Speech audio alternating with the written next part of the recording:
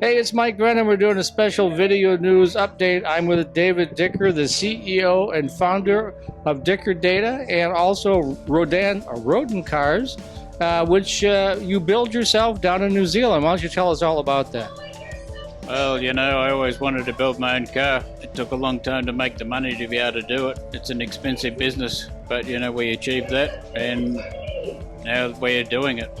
Yeah, and we are at Tech Crawl, sponsored by Autocom, and he just did a briefing here. So you ideally would like to build 50 of these a year. Yeah, I mean, it's a serious commercial enterprise, and you want to build cars and you want to sell them, and we want to sell them worldwide, and 50 is a good number, because if you go much below that, it's not really viable.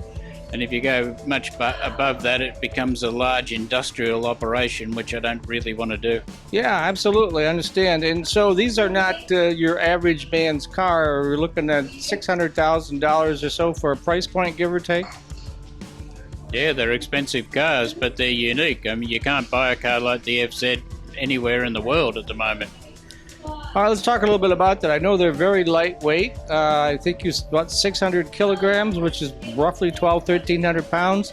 You have a V10 engine in that you actually build yourself, right?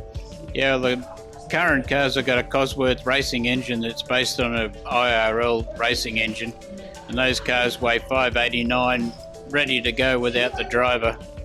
We'll have another car which will use our 10-cylinder next year, and the 10-cylinder is probably going to be slightly lighter than the V8, and it's got the advantage of the 10 cylinders. All right, and these cars go incredibly fast. We're talking about 300 kilometers per hour on a straightaway, right? Yeah, it's geared for 330 kilometers per thousand in top gear, and the engine revs to 10,000 RPM.